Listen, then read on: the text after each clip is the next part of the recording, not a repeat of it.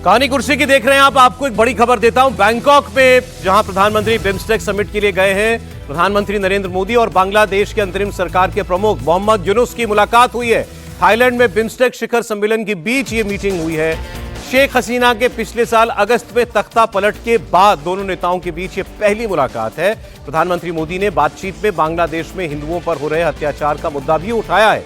बांग्लादेश की ओर से शेख हसीना के प्रत्यर्पण की बात भी कही गई है, लेकिन इस पर अभी तक विदेश मंत्रालय की तरफ से कोई ऑफिशियल प्रतिक्रिया नहीं है। तस्वीरें आप देख रहे हैं। प्रधानमंत्री के बिम्स्टेक समिट में आज ये मुलाकात हुई मोहम्मद यूनुस और प्रधानमंत्री नरेंद्र मोदी की। ये भी मैं आपको जानकारी दे दूं कि इस मीटिंग के लिए जो रिक्वेस्ट की गई थी वो बांग्लादेश की तरफ से की गई थी और प्रधानमंत्री के ऑफिशियल शेड्यूल में ये दौरान ये मुलाकात नहीं लगी हुई थी, लेकिन उसके बाद समय दिया गया और फिर ये मुलाकात अभी चल रही है, हमें जो बताया गया है। और प्रधानमंत्री ने पहले भी बांग्लादेश के हिंदुओं के ऊपर हो रहे अत्याचारों पर उन्होंने कंसर्न जाहिर किया था और इस मुलाकात में उन्होंने सीधे सीधे वो वहाँ के अंतरिम सरकार की मुखिया मोहम्मद यूनुस को कन्वे भी कर दिया है। और बांग्लादेश की तरफ से पहले भी भारत को चिट्ठी लिख करके शेख हसीना के प्रत्यर्पण की मांग की गई थी और बताया जा रहा है एक बार फिर उन्होंने वही मांग दोहराई भी है। विदेश सचिव विक्रम मिस्री ने अभी उनका रिएक्शन आ गया है, मैं आपको सुनाता हूं इस मुलाकात पर। साथ ले लेता हूं। देखिए, जहां तक शेख हसीना का सवाल है और उनके सिलसिले में जो बांग्लादेश की ओर से एक निवेदन आया है, मैं इसके बारे में इसके बारे में बातचीत हुई थी और जो हमारे स्पोक्स पर्सन हैं उन्होंने पहले ही इसके बारे में आपको अवगत किया है कि हमारे पास इस मुद्दे पे एक निवेदन आया है। इस समय इस विषय पे कुछ और कहना मेरे लिए उचित नहीं होगा।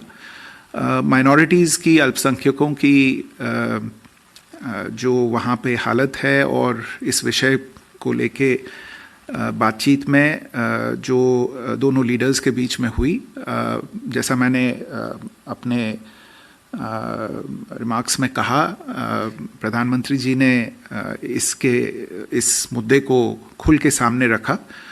इसके बारे में हमारी गहरी चिंता उन्होंने। विजय लक्ष्मी हमारी सहयोगी जुड़ी हैं, वो आपको और बताएंगी इसमें क्या मुलाकात में क्या बातें हुई हैं। जी विजय लक्ष्मी।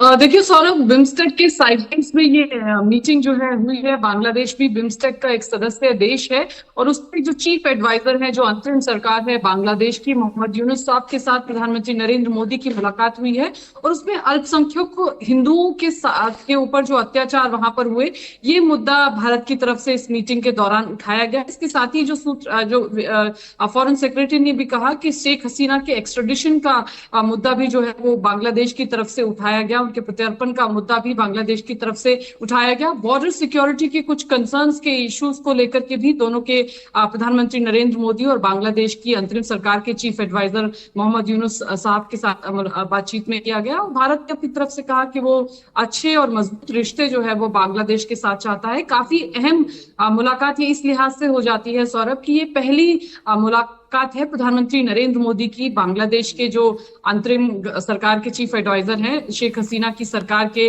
गिरने के बाद ये पहली मुलाकात है। और इस मुलाकात में दोनों ने काफी मुद्दों पर बातचीत की, चाहे वो जियोपॉलिटिक्स के इश्यूज हों, चाहे दोनों देशों के बीच में द्विपक्षीय संबंधों की बात हो, जिसमें शेख हसीना के प्रत्यर्पण से लेकर के बॉर्डर के इश्यू से लेकर के तमाम चीजों पर बातचीत हुई। बहुत शुक्रिया विजय लक्ष्मी आपका। लेकिन ये मुलाकात बड़ी अहम है और आप दोनों देशों की प्रायोरिटी देखिए।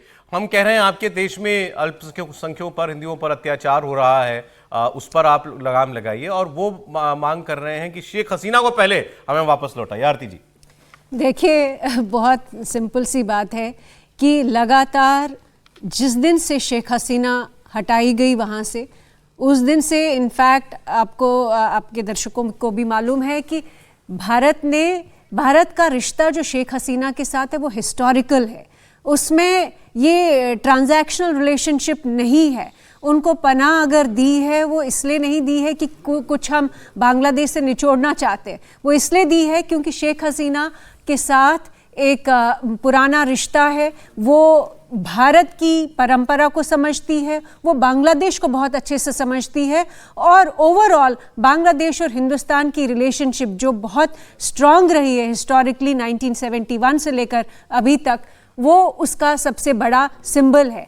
तो ये मुझे नहीं लगता है कि इतना आसान होगा कि उन्होंने कह दिया और हमने शेख हसीना को भेज दिया, जब तक ये इंश्योर नहीं होगा कि शेख हसीना की सिक्योरिटी, शेख हसीना के साथ कोई गलत चीज़ ना हो। जिन हालातों में वो निकली है, उनकी जान पे जो खतरा था, अगर वो खतरा अभी भी है, जो कि हमें दिख रहा है कि अल्पसंख्यकों पे जो अटैक्स हुए, और लगातार यही माना गया कि शेख हसीना अल्पसंख्यकों की रिप्रेजेंटेटिव थी, वो उनकी अल्पसंख्यक जो है वो उनकी शरण में थे। और अगर वो खतरा अभी तक नहीं टला है, जो कि हम देख रहे हैं माइनॉरिटीज़ के साथ बहुत अच्छा व्यवहार नहीं है बांग्लादेश में, तब तक मुझे नहीं लगता है कि इंडिया उनको वहां भेजेगा। अभी ये मोहम्मद यूनुस का एक बयान और चर्चा में था कि इन्होंने कहा चाइना के हवाले से कि भारत का जो पूरा नॉर्थ ईस्ट है वो लैंडलॉक्ड है, हमारे साथ उसकी सीमा लगती है, चाइना आए यहाँ व्यापार करे, मतलब चाइना अपना दबदबा बढ़ाए, कॉरिडोर बनाए।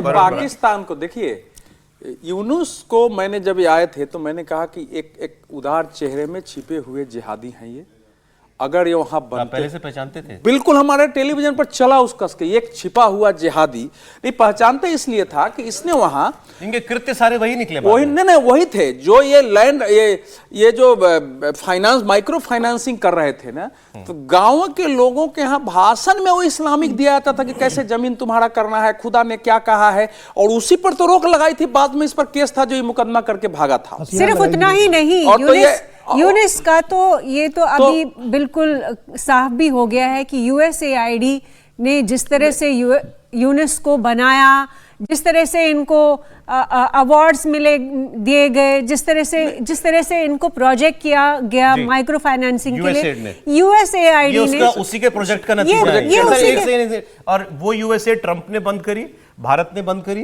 और ट्रंप ने उसके बाद कह दिया था अभी जब मोदी जी थे वहां, तो भाई नरेंद्र मोदी देख लेंगे बांग्लादेश को।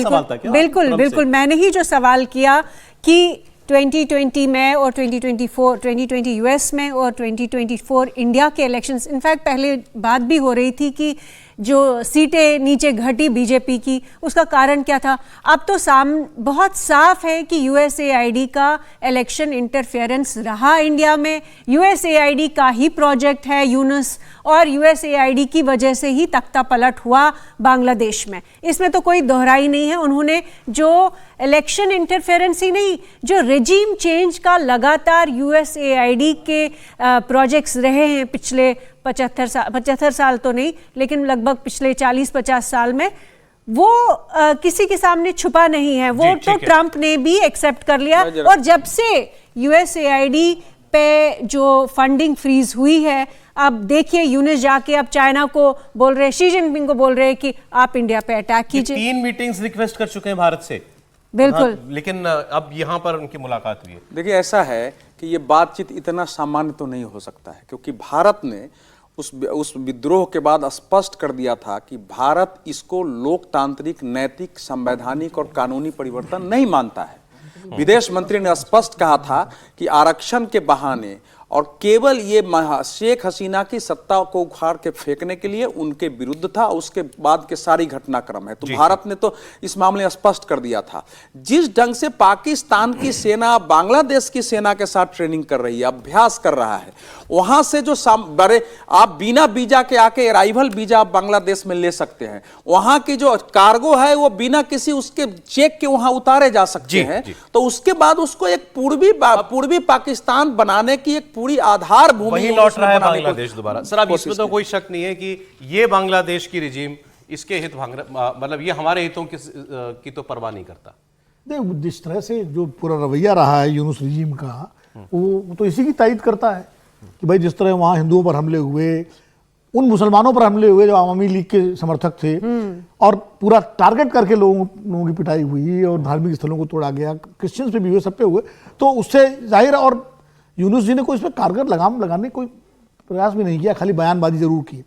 दूसरा वो जो ताज़ा अभी जो जैसा अवधेश जी ने बताया, पाकिस्तान के साथ जो उन्होंने, उस पाकिस्तान के साथ जिसने भयानक कत्लेआम किया, बांग्लादेश में। टिक्का खां का पूरा जो है वो आप देखिए कैसे लोग मारे गए, वो सारा 10 लाख लोग इतिहास में बिल्कुल पढ़े हुए हैं। और हम तो उस समय बाहोश, हम लोगों को याद है सारी चीजें, बचपन था लेकिन काफी चीजें। ट्रंप के आने के बाद बदलेंगे कुछ इनके सुर क्या? नहीं बदलेंगे तो है ही, तभी तो ये मुलाकात हो रही है। नहीं बदले तो सुर तो बदले ही, तभी तो वो चाइना को जाके कह रहे हैं कि आप इनको ये चिकन नेक एरिया से, चाइना को जाके आप कह रहे हैं कि नॉर्थ ईस्ट के भारत के जो 7 सिस्टर्स हैं उनको वो लैंड लॉक्ड हैं, तो उनको आप जो है लेके एक एक्सेस दे दीजिए। भाई ये क्या बात हुई? हमारे राज्य है, हमारे पास एक्सेस है क्यों नहीं? बे ऑफ बंगाल की एक्सेस है ना हमारे पास, वो त्रिपुरा से होते हुए उधर से एक्सेस है। और आप कौन होते हैं कहने वाले कि एक्सेस दे दीजिए? आप भाई आप अपना बांग्लादेश संभालिए ना। ये और भारत कोई इतना कमजोर देश नहीं कि उसको एक्सेस चाइना की मदद से चाहिए या चाइना के यहाँ। तो ये उनका जो तेवर है पूरे, तो पूरी तरह से भारत विरोधी। तो बांग्लादेश में भी बातें, दूसरे तख्ता पलट की भी बातें होने लगी हैं। हाँ होने लगी, बिल्कुल होने लगी। और हो जाए, सेना के साथ जो मतभेद सामने आए थे अभी, जो उन्होंने जनरल ने वहां पर बोला था, उससे साफ है कि वो खुश नहीं है। पाकिस्तान के साथ जो यूनिट सरकार की पींगें बढ़ रही हैं, उससे वहां की सेना खुश नहीं है। और इसलिए खुश नहीं है कि बांग्लादेश की सेना का जो रिश्ता भारत के सेना में भी 2 भाग है। नहीं, सेना में भी देखिए, इनके शेख हसीना के समय भी सेना में विद्रोह हुए थे। वो बात सही है, हर जगह 2 भाग होते हैं, लेकिन मेजॉरिटी सैनिक जो है वो भाई मुक्ति वाहिनी से ही सेना बनी थी। लेकिन सेना बनी, इस समय वो सिचुएशन नहीं है वहां। नहीं वो नहीं है, 2 भाग है, क्लियर कट। Anyway, 2 भाग तो हैं, 2 भाग ना होते तो ये स्थिति क्यों होती? लेकिन फिर भी एक बड़ा तबका सेना का हिस्सा है जो भारत के साथ रिश्ते। आप देखिए यूनुस सरकार बनने के बाद बांग्लादेश के का जो आया नेशनल डे आया, तो वहां से सैनिक अधिकारी से कलकत्ता आए और उन्होंने समारोह में भाग लिया। तो वहां एक बड़ा सैनिकों का वर्ग है जो भारत के साथ रिश्ते चाहता है अच्छे। अब ये इसकी और डिटेल आएगी तो पता लगेगा भारत ने अपने कंसर्न्स जो हैं कैसे उनके सामने रखे हैं, कौन कौन से और विषय उठे हैं। और मोहम्मद यूनुस की जो सरकार है, खासकर ट्रंप के आने के बाद और मोदी जी के तीसरी बार सत्ता में आने के बाद, अब इनके ये भारत के साथ कैसे संबंध चाहते हैं। आगे बढ़ते हैं। अमित शाह जी की बात कर रहे थे कि ये बिल जब आया लोकसभा और राज्यसभा में, वक्फ का बिल, परसों रात को 2:30 बजे तक, कल संसद चली है सुबह 4 बजे तक, और वो पहले मिनट से लेकर के आखिरी मिनट तक अमित शाह की मौजूदगी आपको संसद के अंदर दिखाई दी। और कल तो वो हुआ जिसके बाद अब सब चर्चाएं चल रही हैं कि ये कैसे मुमकिन किया गया होगा बीजेपी के द्वारा, और ये अमित शाह जी ने ही किया होगा कि वो दल जिन्होंने लोकसभा में बिल के खिलाफ वोट किया, वो राज्यसभा में कहते हैं कि हमारे सांसदों को आज़ादी है, उन पर कोई व्हिप लागू नहीं है, अपने विवेक के हिसाब से वो वोट दें। और उन्होंने वोट किया इस बिल के समर्थन में। 295 स्ट्रेंथ एनडीए की थी, 298 वोट मिले हैं। 100 माफ कीजिएगा, 198 128 माफ, सॉरी 125 स्ट्रेंथ थी, 128 वोट मिले हैं। अब वो 125 के वो सभी के सभी तो मौजूद नहीं थे, उसमें एक आध 2 एब्सेंट होंगे, लेकिन उसके बाद भी ये वोट बढ़ना वो बता रहा है कि वो दल जो लोकसभा में खिलाफ थे उन्होंने आकर वोट कर दिया। तो ये सब कुछ अमित शाह का किया। और इतनी इंटरवेंशन पर जो उन्होंने बीच में अपने सांसदों का बचाव करते हुए विपक्ष के सांसदों को जवाब दिए, उसकी कुछ 2-3 उदाहरण मेरे पास हैं, वो आप देखिए, आपको भी पता लगेगा कैसी मजेदार डिबेट हुई थी। सुनिए। 2014 से मान्यवर जातिवाद, तुष्टीकरण और परिवारवाद को एक साथ नरेंद्र मोदी ने समाप्त कर विकास की राजनीति इस देश में प्रस्तावित। पॉलिटिक्स ऑफ परफॉर्मेंस, परफॉर्म करिए और चुनकर आइए। 3 टर्म मोदी जी को चुना है और 3 टर्म भारतीय जनता पार्टी की सरकार रहने वाली है। मेरी बात ठीक कर। जो पार्टी ये कहती हो कि दुनिया की सबसे बड़ी पार्टी है, अध्यक्ष महोदय वो अपना राष्ट्रीय अध्यक्ष नहीं चुन पाए अभी तक।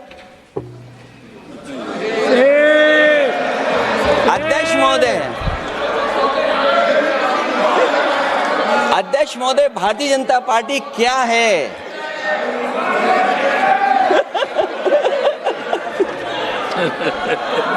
जी मैं अखिलेश जी ने बहुत हंसते हंसते कहा है, इसको हंसते हंसते जवाब देना। ये सामने जितनी पार्टियां हैं उनका राष्ट्रीय अध्यक्ष उन 5 लोगों को ही चुनना है परिवार के। हमें माननीय अध्यक्ष जी करोड़ों सदस्यों में से 12-13 करोड़ सदस्य प्रक्रिया कर चुनना है तो देर लगती है। आपके यहाँ जरा भी देर नहीं लगेगी।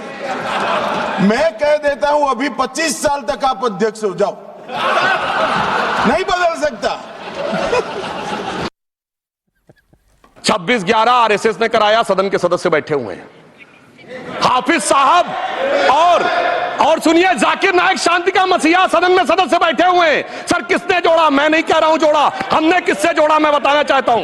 मैं अपनी बात, सर मैंने नाम किसी का नहीं लिया, सर आपने उड़ता तीर क्यों पकड़ लिया? और जो माननीय सदस्य ने भी मेरे बारे में भी कहा है, मैं उनकी निंदा करता हूं। माननीय सदस्य सुधांशु जी ने दिग्विजय सिंह का नाम नहीं दिया, अब वो खड़े होकर कहे मेरे बारे में कहा, इससे साबित हो गए। और अभी भी मौका है, आपने नहीं कहा है कि 26/11 के हमले में आरएसएस का हाथ था, तो अभी खड़े होकर माइक चालू कराकर बुलवा दीजिए माननीय।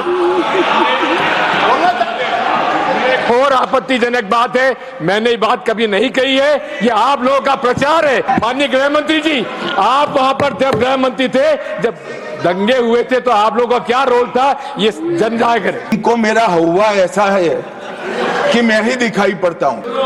दंगे शांत होने के बाद 18 महीने के बाद मैं गृह मंत्री बना, दंगा हुआ तब मैं गृह मंत्री नहीं था। अब ये तो हमने कुछ 2-3 हिस्से जो मजेदार डिबेट में थे वो हमने आपको दिखाए, लेकिन जैसे मैं आपको बता रहा था, इस बिल के पेश होने से लेकर के पास होने तक दोनों सदनों में अमित शाह हर वक्त मौजूद रहे। 14-14 घंटे, 15-15 घंटे संसद चली है, वो हिले नहीं। वही हमने देखा है, सरकार के बचाव में खड़े हुए, कहा 3 टर्म अभी सरकार मोदी जी की रही, 3 टर्म अभी और रहेगी। जहां उनके सांसद की किसी बात पर विपक्ष से कोई आपत्ति होती थी, जवाब पहले अमित शाह का आ जाता था। लेकिन बड़ा दिलचस्प बात कही, और मैंने तो पूरा राष्ट्रसभा डिबेट सुनी, आपने भी समझो सुनी होगी। उनका इंटरवेंशन कई बार बहुत अच्छा इंटरवेंशन था। लोकसभा वाला तो हम लोग चर्चा कर ही चुके हैं। उन्होंने कहा कि 3 टर्म मोदी जी की सरकार चुन के आई है और 3 टर्म बीजेपी सरकार और रहेगी। मतलब अभी मोदी जी की आई है, बीजेपी की आएगी, ठीक है, आप कैसे भी कह लीजिए, ये प्रेजेंस ऑफ माइंड है, प्रेजेंस ऑफ माइंड है। और दूसरा, कल वाईएसआर कांग्रेस का और बीजेडी का कह देना कि हमारे सांसद अपने विवेक पर वोट डाल दें। और मैं सस्मित पात्रा को देख रहा था, बीजेडी के सांसद राज्यसभा के, उन्होंने कहा मैंने वोट दिया है बिल के समर्थन में, इनके लोकसभा के साथियों ने विपक्ष में वोट किया। मैं यही कह रहा हूँ, उस वक्त चूंकि मुस्लिम सांसदों की बात कर दी तो विनोद जी ने दूसरे संदर्भ निकाल लिए। किसी की तो अंतरात्मा जागनी चाहिए। वो कैसे जागी? अंतरात्मा 2 ही तरह से जागती है। एक तो ये कि जब आपको सचमुच लगता है कि ये ठीक है, हमको इससे कुछ लाभ होगा। दूसरा, देश का वातावरण कैसे देख रहा है। दोनों चीजें अमित शाह मोदी युग में तय हो रही है, इसको बहुत स्पष्टता से कह रहा हूं। ये मोदी और शाह युग न होता तो इमरान मसूद अपने आप को राम का वंशज कल कोई संदेश गया होगा ना, और सत्ता अमित शाह जी के द्वारा ही गया हो बहुत इन पार्टियों को, बहुत स्पष्ट है। और आप देखिए, बीजू जनता दल के साथ, वाईएसआर कांग्रेस के साथ भाजपा के जो रिश्ते रहे, वहां भी दोनों जगह एक दूसरे, बीजू जनता दल को तो सत्ता से हटाकर आए और आंध्र प्रदेश में भी सत्ता से वाईएसआर कांग्रेस को हटाए। लेकिन फिर मैं कह रहा हूं, संसदीय राजनीति में ऐसे उदाहरण देखने को मिले हैं जब नेता मजबूत होता है, नीति मजबूत होती है, नीयत साफ होती है। और ये सारी बातें मोदी शाह युग में स्पष्ट दिख रही है। अमित शाह को भारतीय राजनीति में एक ऐसे एग्जीक्यूटर लीडर के तौर पर जाना जाएगा जो असंभव से काम को संभव करके दिखाता है। फिर मैं कह रहा हूं, 370 वाला याद कीजिए और आज ये वाला याद कीजिए, दोनों आपको सेम टू सेम। वैसे बिल पर बहुत एक्सरसाइज होती है, लेकिन फिर भी प्रधानमंत्री का होना और मोदी जैसे प्रधानमंत्री का होना, वो उसका अपना प्रभाव है। प्रधानमंत्री देश में नहीं थे जब ये बिल पास हुआ है, इसीलिए प्रधानमंत्री देश में नहीं थे, इसीलिए गृहमंत्री जी ने पूरा सदन में मौजूद रह करके इसको इंश्योर किया कि राज्यसभा में, चूंकि नंबर गेम में थोड़ा सा क्लोज था मामला, टाइट पोजीशन थी, तो कहीं इधर से उधर कुछ मामला ना हो जाए, इसलिए वो बाकायदा मौजूद रहे। और बीजेडी और वाईएसआर मैनेज किए गए। भाई फ्लोर मैनेजमेंट तो वही होगा, ऐसा थोड़ी है। अंतरात्मा 2 कारणों से जागती है, आंतरिक और बाह्य, दोनों तरह के कारणों से। अब आंतरिक कारण से जागी है, बाह्य कारण से जागी है, ये तो सदस्य जाने जिन्होंने वोट दिया है। तो लेकिन एक बात मैं जरूर कहूंगा कि दिग्विजय सिंह ने तथ्यात्मक रूप से गलत बोला। वाकई ये बात सही अमित शाह जी ने कही, जब दंगे गुजरात में हुए गोधरा के बाद, तो उस वक्त अमित शाह जी गृह मंत्री नहीं थे, वहां के गृह मंत्री थे गोवर्धन झड़फिया, जो बाद में अलग हो गए, फिर केशु भाई पटेल साथ चले गए। अमित शाह जी मंत्री थे लेकिन गृह मंत्री नहीं थे, वो बाद में जो है बने हैं। सर समय इतना ही था हमारे पास, लेकिन ये अमित शाह जी की बातें जो हैं और उनका खुद का भाषण और फिर उसमें बीच बीच में ये इंटरवेंशंस याद रहेंगे लंबे वक्त तक। और इस बिल पर जो बहस हुई है वो भी बहुत अच्छी हुई है, ये भी देश को याद रहेगी।